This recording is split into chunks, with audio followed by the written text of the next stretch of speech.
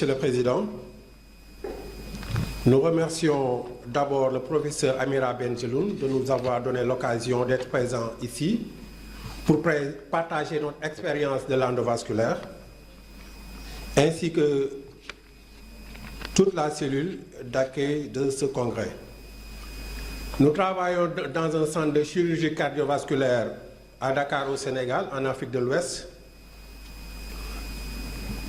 Les interventions endovasculaires chez nous se font au bloc opératoire avec l'utilisation d'un amplificateur de brillance et d'une table d'angiographie. L'endovasculaire a débuté chez nous en 2008 après notre formation en Arizona. Nous profitons donc de cette occasion pour rendre un vibrant hommage à notre maître Ted Dietrich, qui est d'un apport incommensurable dans le développement de l'endovasculaire dans le monde. Ainsi, nous vous présentons ici notre deuxième série d'interventions endovasculaires sur une période de 2012 à 2016 où nous avons colligé 407 patients qui étaient majoritairement de sexe féminin avec un âge moyen autour de 66 ans. Chez ces patients, on procédait à des gestes d'angioplastie associés à un stenting ou bien angioplastie simple, et ceci était indiqué pour des artériopathies chroniques des membres inférieurs, des sténoses au niveau des artères viscérales, digestives ou rénales, des angioplasties pour sténose de fistules artério-veineuses à destinée d'hémodialyse.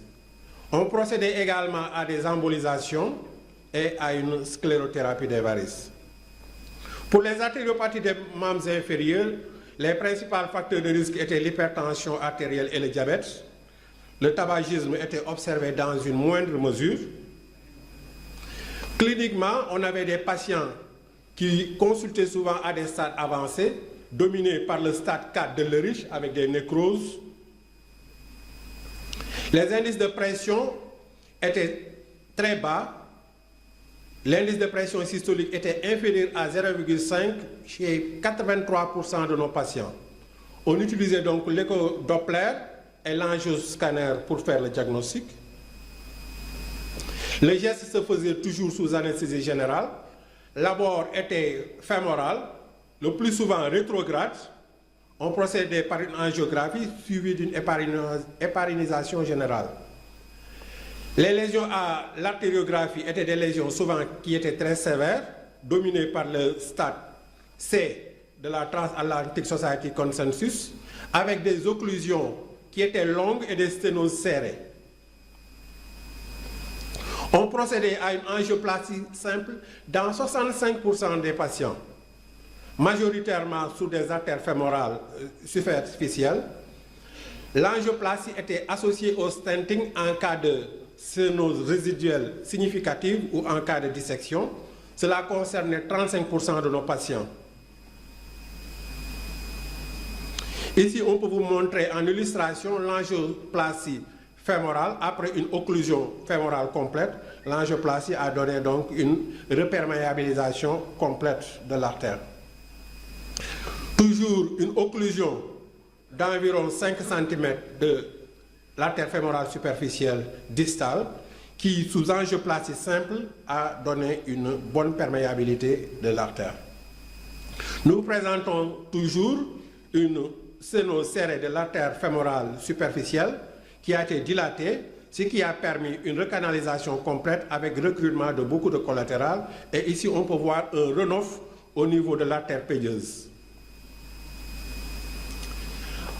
Les résultats en post-opératoire donnaient une sténose résiduelle significative à 3%, une dissection à 2%. Des gestes complémentaires étaient souvent associés. Dans 6% des cas, il s'agissait de pontailles fémoraux, surtout dans les occlusions iliaques, d'endartérectomie fémorale, qui était souvent associée à une angioplastie fémoropoplitée. À côté de ces lésions proximales, les lésions distales des membres étaient également traitées. Dans 65% des cas, on parvenait à ouvrir un axe de jambe, et dans 35% des cas, on parvenait à ouvrir 2 axes de jambe, comme en illustration sur cette image où on voit une sténose serrée de l'origine de l'artère fémorale tibial antérieur qui a été dilaté au ballon, ce qui a permis donc d'obtenir un résultat assez satisfaisant. La morbidité était faite de dissection aorto-iliaque, de dissection localisée fémoropoplitée, de rupture de cathéter, d'hématome inguinal, entre autres. Et cela concernait 9% de nos patients. La mortalité à 30 jours était de 2,1%, souvent associée à des comorbidités. Les causes de mortalité étaient une insuffisance rénale, un AVC ou un infarctus du myocarde. Les patients bénéficiaient souvent de réintervention.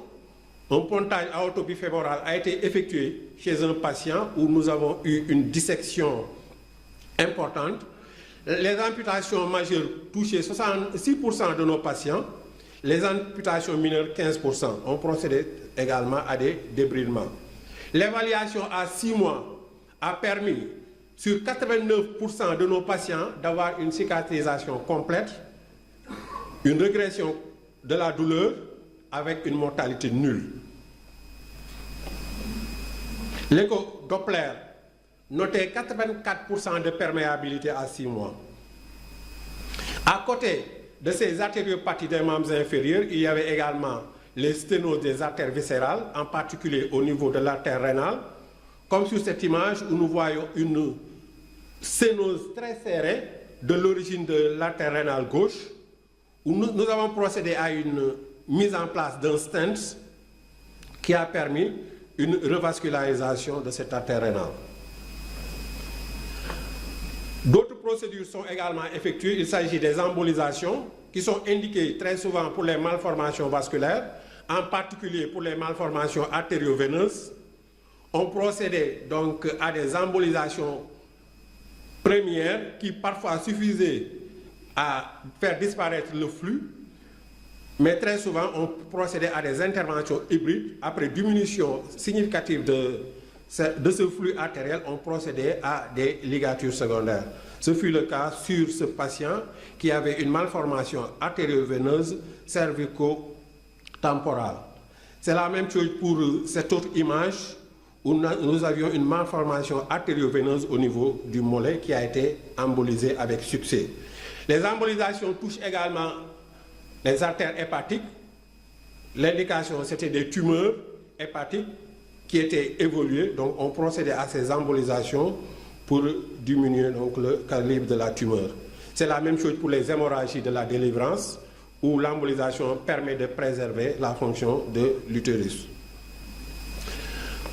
Au plan veineux, on procédait à une sclérothérapie des varices utilisant le polidoconol à la mousse, souvent éco-guidé, qui permettait d'avoir des résultats, comme ici où nous pouvons voir donc, la thrombose de l'artère saphène, de la veine saphène interne, de la grande saphène, qu'on peut observer chez cette patiente de manière très nette.